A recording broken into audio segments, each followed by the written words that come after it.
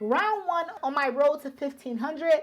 And this is not a game that I'm proud of. This is a game where I'm going to show you guys exactly what it looks like to play undisciplined chess. This is literally what undisciplined chess looks like. And guys, just have a look at the game with me and see why I lost. Let's take a look at it together.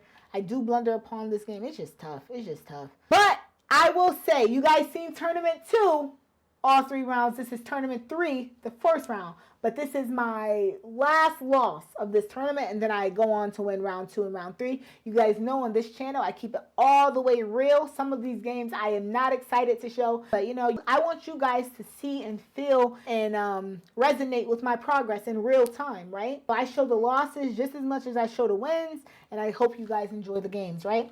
So let's take a look at this game. Let's see how it plays out. My opponent opens up with the move d4, play the move knight f6. He plays the move c4, g6.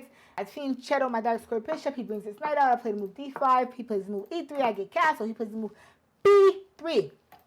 c5 immediately, okay? Attacking at the center. He plays the move bishop to e2. I bring my queen out to a5. He puts his bishop there. I take his pawn. He takes my pawn. And then I took his pawn. He took my pawn. So far, so good. No problems. This is when it gets a bit undisciplined for me. I play the move bishop to f5.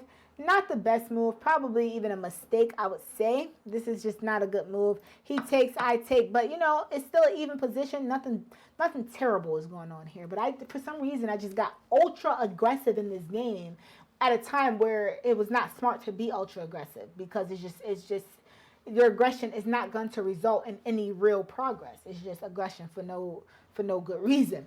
So he plays the move rook to c1, and then I play the move knight to g4. Just not a good move. Like you're not gonna get. This is not scary for him at all. Of course, he's gonna castle, right? I was just so aggressive and so hungry this game that I couldn't even be patient. Like, geez, develop your knight, you know? Develop the knight. Bring the rooks into the game. Do something that bring the rooks into these beautiful open files here. Like, you know, do something worth doing. This whole little kingside attack that you think you have is not gonna work, and you know that, Dakayla. You know that. What are you doing? What is knight g4? What does that do for you? Nothing. Absolutely nothing. So I play the move bishop to e5. My opponent plays that move f4. I mean, at least it got him to make this f4 move, which is not the best move in this position, but it did get him to make it. So I play the move bishop to g7. And as you guys can see, I'm just worse here. Knight on the square b5. Yeah, I'm just going to let you trap my rook, right? I'm just going to let you get this off. So we're both playing these wild moves. In a way, it's called hope chess. That's what I like to call it, hope chess. I'm never just going to give you my rook. Do you think I'm just going to give it to you? First of all, you might get my rook, but only if I got something else. I'm not just going to let you take my rook, right? By something else, I mean, I'm either going to play knight to c6, telling you that you're never going to get that rook on a6, so why would you even make that move?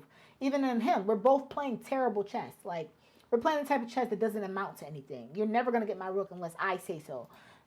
I could easily play the move knight to c6, and you have no rook to get. But I might give you my rook if I see some play into your king safety and your queen down the center of the board. So I play the move rook to d8, thinking, you know what? Now you can have my rook. Now you can play the move knight to c7 and take my rook on a5, because I was thinking if he does that, I have a move like knight captures e5, bishop can't capture, because then you lose your queen.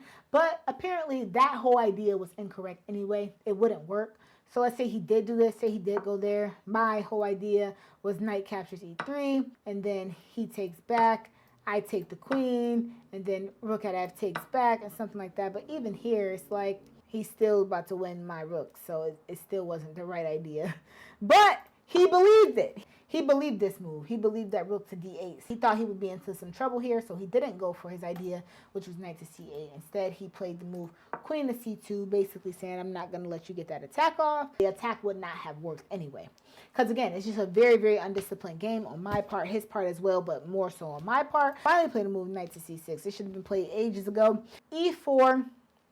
Now black is better. I played a move queen to d7, not the best move. Computer suggestion, I should have got that check off. Queen to c5 check was best, but I wanted to keep that king on that diagonal. I felt like there would be a time where I needed it. I don't know. I was just overthinking this game.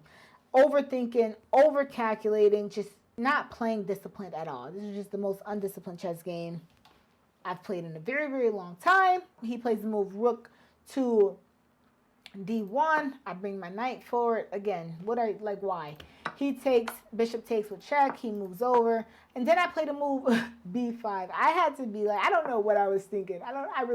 I can't tell you guys. Okay, I played the move b5. I didn't know that the pawn was free. Guys, at this point, this was an hour-long tournament with 5-second delay. And I honestly was sitting there thinking about these moves way longer than necessary. Much, much longer than necessary. Just not a good game. I just played a terrible game, you know? My whole clock runs out in this game for all these terrible moves. It was nothing to even think about. I was just so aggressive out the opening, going for a kingside attack that did not work. And then I make this terrible move, b5, thinking that his bishop could not take. But I totally neglected the fact he had a queen right there. He had a whole queen guarding this diagonal here. So yes, his bishop can take. He just simply took the pawn, and I can't take back because the queen would take my queen. So, oh, my bad. I just moved my queen over. That might look like I'm blundering my knight there, but if he takes my knight, I take his bishop. So he didn't want that exchange, so he played his bishop to c5. Guys, I'm down a pawn here. I'm just lost, right? I'm just losing this game pretty much. If you look at the eval bar, he's better by 3 points. I knew I was losing at this point, but the game must go on. I played a move knight to f6. He plays e5. Then I put my knight on d5. His queen comes there. If you guys look, my queen is hanging. I played a move e6, you know, just trying to put another protector there because I realized my queen was hanging. Then he plays this move bishop to a5 here. I brought my bishop back. He took, I took, he took, rook took, my queen took, his queen took, my pawn took, and this endgame here, he's just slightly better with his pawn structure here. He's got 1, 2, 3, 4, 5, 6 pawns, and I've got 1, 2, 3, 4, 5 pawns. So in this position, he's better by a full point, right? The material on the board could tell you that. And here we get into an endgame, and he was just able to convert his one extra pawn into a winning endgame, right?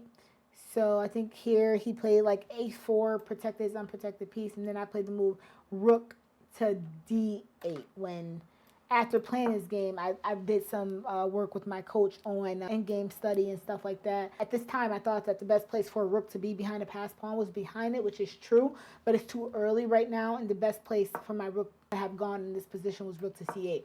So guys, that is the game. Rook to c8 is a more even position, as you guys could see, giving me the opportunity to draw this game, but by making a move like rook to d8 is a losing endgame.